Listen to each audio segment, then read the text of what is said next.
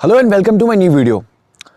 जितना एक क्रिकेट में गेम प्लान जरूरी है, जैसे कि आप बैटिंग के लिए कुछ आप अपनी प्लानिंग करते हो, आप बॉलिंग के लिए कुछ प्लानिंग करते हो, आप फील्डिंग के लिए प्लानिंग करते हो, किस बैट्समैन पे कैसी फील्ड लगानी है, किस बॉलर आपको कौन सा बॉलर बॉल डाल रहा है उसके लिए आपको कैसी फील्ड लगानी है। तो पूरा क्रिकेट में जो चलता है वो पूरा प्लानिंग के अकॉर्डिंग चलता है। तो इसीलिए मैंने अपने आज की वीडियो में जो टॉपिक चूज़ किया है वो मैंने टॉपिक चूज़ किया है कि आप डेथ ओवरों में अपनी फील्ड को कैसे प्लान करोगे, आप फील्डिंग सेटअप कैसे लगाओगे। ओके, ज़्यादा बिगिनर स्टेज पर जब आप लोकल क्लब क्रिकेट खेलते हो या फिर अकेडमी लेवल पर क्रिकेट खेलते हो तो आपको क्या करते हो, आपका मैच में इतना दिमाग चलता नहीं है as a captain, as a wicket keeper और वाइस कैप्टन। तो इसलिए मैंने ये वीडियो स्पेशली उन प्लेयर्स के लिए बनाई है जो अभी क्लब लेवल पर और अकेडमी लेवल पर मैच खेल रहे हैं और वो लास्ट के डेथ ओवर्स में उनको फील्डिंग कैसे लगानी चाहिए, वो इस वीडियो को मैंने इसलिए टॉपिक चूज़ किया है। तो be here and watch the video till the end. Hello everyone, मैं Lalit Deva and I am certified cricket coach and you are watching quick cricket skill. तो आपको मैं आज की वीडियो में बताऊंगा कि आप T20 के डेथ ओवर में कितने प्लेयर्स बाउंड्री के बाहर रख सकते हो और फील्डिंग उनके साथ में कैसे फील्डिंग सेटअप लगा सकते हो, और आपको बताऊंगा कि किस तरह के बैट्समैन के लिए आप कैसी फील्ड लगाओगे डेथ ओवर्स में। तो be here and watch the video till the and.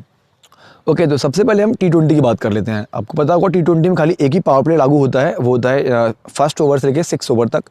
ये बॉलिंग पावर प्ले होता है, इसमें खाली आप सर्कल से 2 फील्डर बाहर रख सकते हो। तो आपको पता होगा T20 में आपको लास्ट में कोई पावर प्ले और लागू नहीं होता। तो अब बात करते हैं T20 में लास्ट डेथ ओवर में आप कैसी फील्डिंग लगाओगे। आपको फील्डिंग लगाने से पहले कुछ बातें पे ध्यान रखना बहुत ज़रूरी है जो आपको मैं वीडियो में बताने वाला हूँ। ज़्यादातर जो बैटिंग टीम होती है वो हिटिंग लास्ट के ओवर में ज़्यादातर 16 ओवर के बाद हिटिंग करना चालू करते हैं, या फिर अगर उनके हाथ में विकेट हो, उनके 1 या 2 विकेट गिरे हों 15 ओवर तक, तो 15 ओवर के बाद भी वो चार्ज करना स्टार्ट कर देते हैं। अगर उनके विकेट ज़्यादा चले गए हों, 5-6 विकेट चले गए हों, तो वो 16 ओवर के बाद या 17 ओवर के बाद लॉफ्टेड शॉट खेलना शुरू करते हैं। ओके, तो सबसे पहले आप डेथ ओवर में जब अपनी फील्डिंग सेटअप कर रहे हो तो आपको पता होना चाहिए कि आपके डेथ ओवर में आप किस तरह के बॉलर के लिए फील्डिंग सेटअप कर रहे हो। स्पिनर के लिए कर रहे हो, फास्ट बॉलर के लिए कर रहे हो, और सामने किस तरह का बैट्समैन है। सामने कोई बैट्समैन है या फिर कोई टेलेंडर बैटिंग कर रहा है, नीचे डाउन ऑर्डर के जो बैट्समैन बैटिंग करते हैं बॉलर।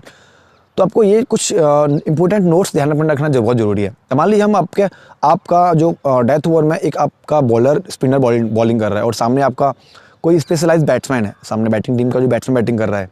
तो जब आपका कोई स्पिनर बॉलिंग कर रहा है और सामने कोई प्रॉपर बैट्समैन बैटिंग कर रहा है, उसके लिए ये 5 और 4 का फील्डिंग मेथड बहुत इफेक्टिव होने वाला है। आप 5 फील्डर ऑफ स्टंप पे ले सकते हो जैसा आप वीडियो में देख रहे हो, और आप 4 फील्डर लेग स्टंप पे ले सकते हो जैसा आप वीडियो में देख रहे हो।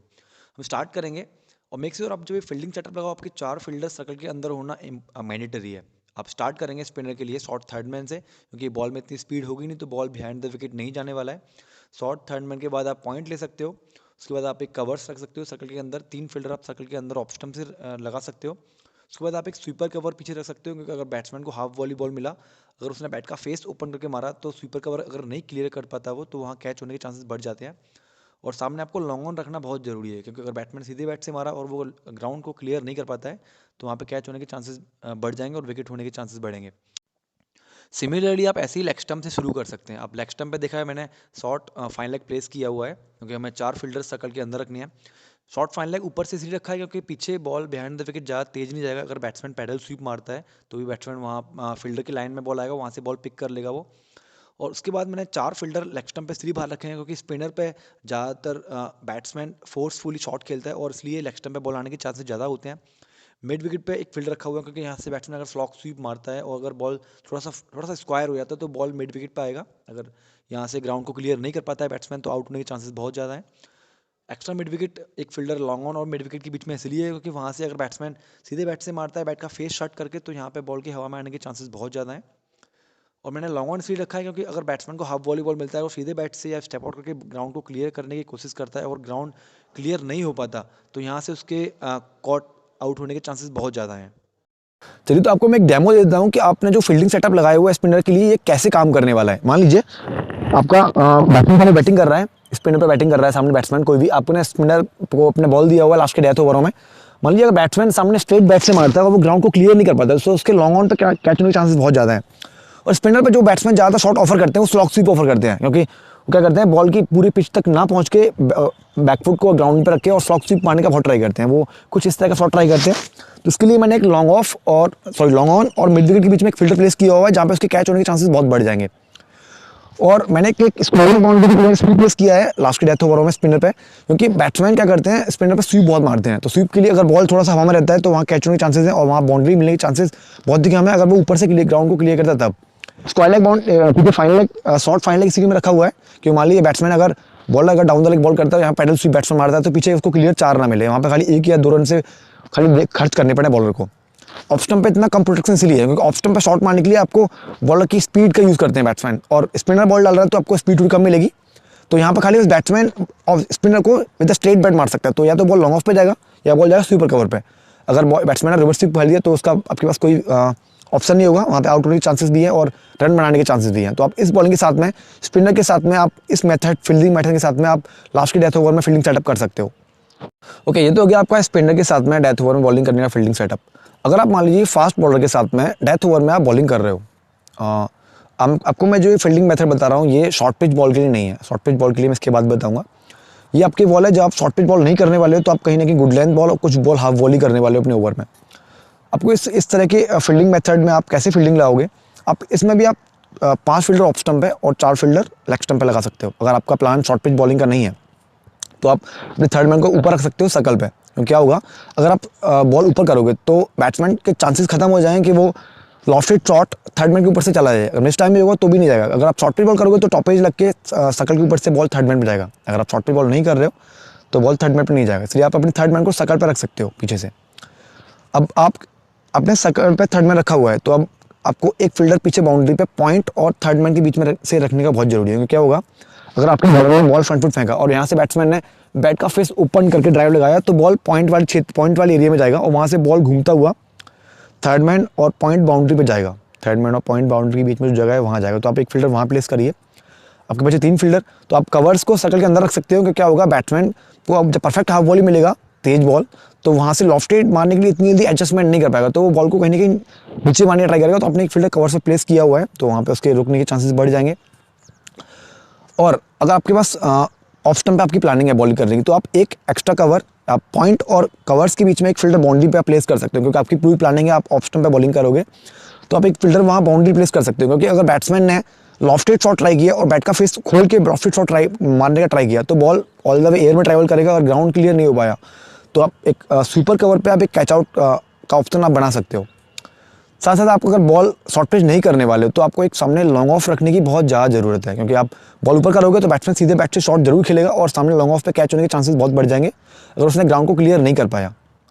और आप इसी तरह से आप लेग स्टंप पर भी फील्डिंग प्लेसमेंट कर सकते हो। मान लीजिए आपकी पूरी प्लानिंग है आप वो शॉर्ट पिच नहीं करोगे और आप बैट्समैन को लेग स्टंप पर शॉट मारने नहीं दोगे तो आप एक फील्डर शॉर्ट फाइनल के साथ में आप फील्डिंग मेथड लगा सकते हो, क्योंकि आप बैट्समैन को ऑफ स्टंप पे शॉट बॉल डालेंगे तो बैट्समैन के पास कोई भी चांस नहीं होगा कि वो बॉल को क्लिक मारे या फिर बहुत फाइन खेले जिससे बॉल फाइनल लेग बाउंड्री की तरफ जाए। तो आप फाइनल लेग अपना ऊपर रखिए। साथ ही साथ आपके पास अब 3 फील्डर सर्कल में हो गए, आपको एक फील्डर और सर्कल में रखने की जरूरत है, क्योंकि आप T20 में डेथ ओवर है फील्डिंग लगा रहे हो तो आपको 4 फील्डर मिनिमम आपको सर्कल में रखने मैंडेटरी है।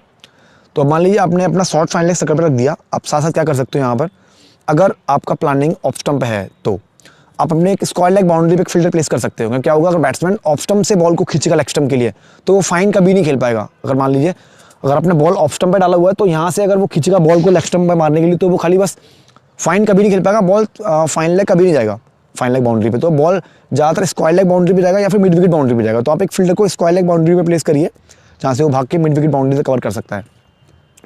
और उसके बाद आप एक फील्डर अपना मिड विकेट पे प्लेस करिए। मान लीजिए अगर वहाँ से बैट्समैन ने लॉफ्टेड शॉट नहीं मारा या फिर उसने सिंगल को या डबल में कन्वर्ट करने का ट्राई किया तो वहाँ से बैट को स्मूथ स्टार्ट करके 2 रन लेने के ट्राई कर सकता है। तो एक फील्डर आप मिड विकेट पर रखिए सर्कल के ऊपर से। आपके पास 4 फील्डर सर्कल में हो गए, आपके पास 2 फील्डर बचते हैं आपके पास, तो आप उन बचता है ना,